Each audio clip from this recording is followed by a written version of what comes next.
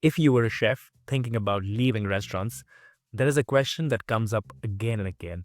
Of course, the obvious ones. Where do I want to go next? Why do I want to leave? But it often leads to this one. Do I need to study again to get there? R&D chef roles, food innovation work, jobs in the food industry beyond restaurant service. A lot of chefs feel that the missing piece to get these jobs is another degree, a master's, a program, something that will finally prepare them for these roles. This episode is about that assumption.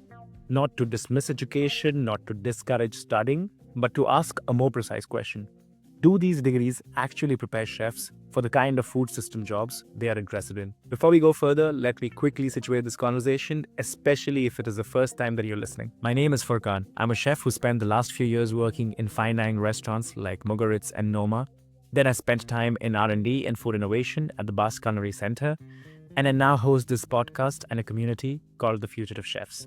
This show is about chefs who stepped outside traditional restaurant careers, not because they failed, not because they gave up, but they realized chefhood can exist in many forms. Some episodes are conversations with these fugitive chefs who've already made this transition outside restaurants, and some are solo episodes like this one, where I try to explain the systems chefs run into once they start thinking about leaving restaurants: education, hiring, identity, mental health, and legitimacy. If you're asking yourself what else a chef can be, you're in the right place. By the way, if you're listening on Spotify or Apple Podcasts, following the show and rating it really helps it reach other chefs like you. And if you're on YouTube, feel free to subscribe and comment on the episodes because I do read them. All right, let's get into it. When chefs start questioning restaurant life, they usually hit a very specific wall. They know how to cook, they know how to work hard, but outside kitchens, they don't know how to describe themselves. Education becomes the default answer because it answers three things at once: legitimacy, structure, permission. A degree gives you language, it gives you a narrative you can explain to the other people, and it buys you time to step out of service without feeling lost. So it makes complete sense that chefs turn themselves to education. The problem isn't that they choose education, it's what people expect education to do for them. I actually want to pause here and add a very important layer of context because I know that many of you connect me very strongly with the Basque Culinary Center. And I just want to share that I've just stepped out of that role 2 weeks ago. And I know a big part of this audience comes from that ecosystem: students, alumni, people who I've met during my time over there, and who see it as a reference point when defining me. So I want to say this clearly and honestly. I'm deeply grateful for that space. Basque Culinary Center is one of the places that truly helped me believe that I can be more than a chef who works at restaurants. It's a place that creates curiosity, opens doors, and exposes people to ideas beyond service. At the same time, and this actually matters for this episode, I never studied over there. I didn't do a master's there, I didn't do a formal degree over there, I didn't do any program over there, and yet they chose to employ me. This fact alone raises a very uncomfortable but a very valid question. If a place that educates hundreds of students every year still hires people who did not come through its degrees, what is it actually hiring for? And I think it's very important to break this down because a lot of this podcast is about my whole journey myself and the people I've met during the path, because I feel it is examples like these which can inspire others who aspire that transition. I often get asked, usually on LinkedIn, how did you end up there? Did you do a master's at Basque Culinary Center and that's how you got the job? Was the degree doing over there essential, assuming that I've done a degree over there? The honest answer is no.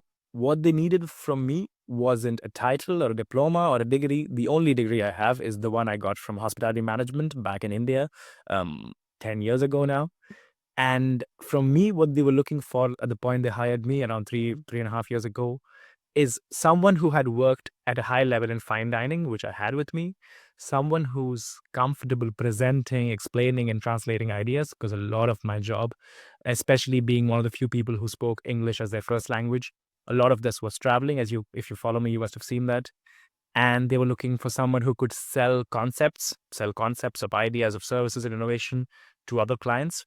And someone, more especially, I think this point is something all of you connect with, someone who can think on their feet and solve problems fast. And that is something very native to chefs like us. And those are not the things that a degree guarantees. And me sharing that is not a criticism of education. It's a clarification of what education does and what it cannot substitute for. Food-focused degrees, whether gastronomy science, innovation management, fermentation, food design, system education, all these degrees do bring value. What they are good at is they open doors, They give you a shared language. They help you build networks, very important.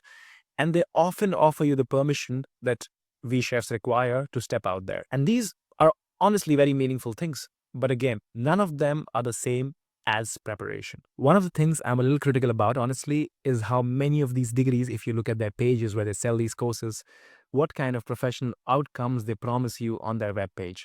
You will often see very senior sounding roles. For example, over here, I have a screenshot. If you're watching on the video version, I really recommend you on Spotify and YouTube, you can access the videos. As you can see over here, for those who can't see, I will describe it verbally, but the roles sound very senior, right? Head of R&D. I'm looking at my screen right now. It says like manager at food industry multinationals, research chef in R&D departments. Well, that's okay. I think you will enter as an intern and maybe get to be an R&D chef. But head of R&D at food companies, really, after a 1-year master program, professional consultant operating in the food stuff sector. So again, what is this vague sounding term calling it food stuff sector? What is important to understand is this. These are career endpoints, not starting positions. So universities probably they have the justification and validation to say that this is where you're going to end up. But telling that this is going to be a professional outcome of studying this degree, I feel it is a little ill-managed. No one becomes a head of R&D after a 1-year master's, and that's honestly a bitter truth you have to swallow if you're looking at these web pages and assuming that a 1-year master program in a 1-page description where it's not really clear what is the content of the course itself, but they're already promising you professional outcomes which sound really senior. I feel this is what confuses a lot of people accessing this sort of education. Roles like this often come after years inside an organization, learning their budgets, managing people, constraints, trade-offs.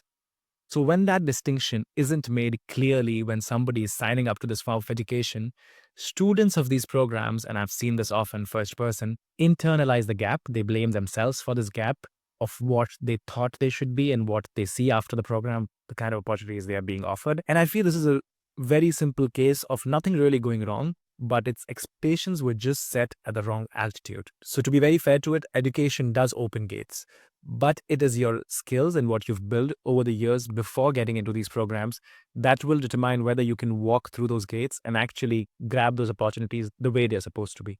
A degree might get you into the room. So if you're a chef who's just worked in restaurants, a degree like this, or the ones that I discussed before, they can help you getting into the rooms where other conversations are happening and where you are rightfully contributing to that conversation. But it won't automatically help you to know everything once you get there. And I feel that's the mismatch most chefs feel, and they really don't have a language for it. What education cannot do, unfortunately, is it cannot move at the speed of industry. Course curriculums are made and then they are not looked at for many years before somebody actually wants to reformulate the program. They cannot replicate organization reality.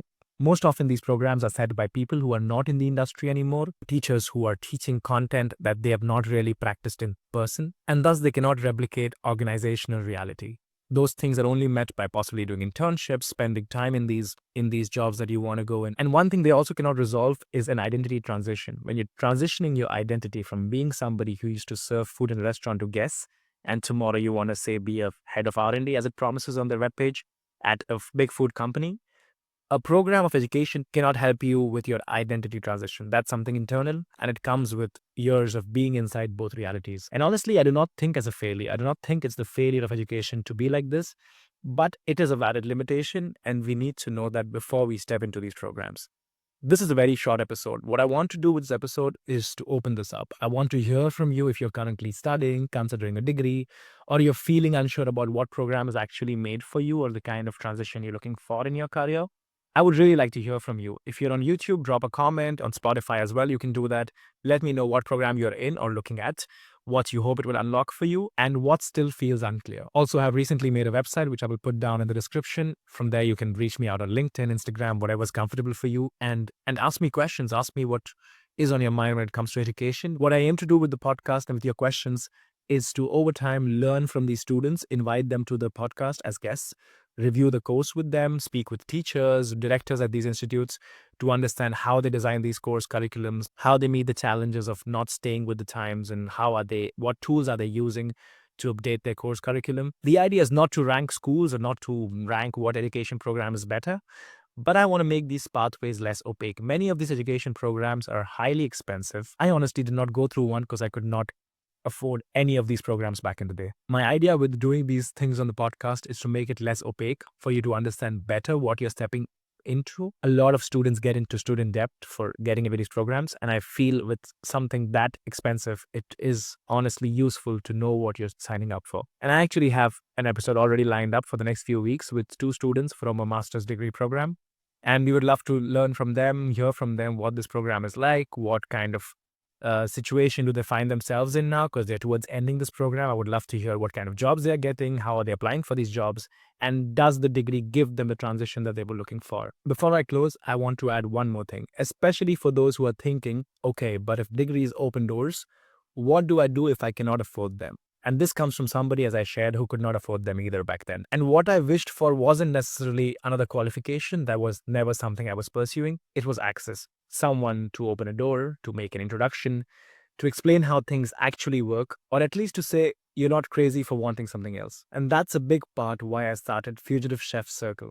It is not a replacement for education, and it's definitely not a shortcut. But through shared resources, conversations, opportunities, and connections with people who are navigating the same questions like you, it can make this path feel more transparent and a lot less lonelier. If you want to be part of that, if you want to learn from others, share with us where you're stuck, and slowly build access that education often promises but does not deliver. You'll find the link on my website, that's in the description, and you can join us there. And whether you join or not, just know this: wanting another path doesn't mean you're behind. It means you're paying attention. If this podcast helped you think more clearly, helped answer some of those questions, please consider following the podcast or leaving us a rating. It genuinely helps this conversation reach the people who need it. This has been Fugitive Chefs. Thanks for listening.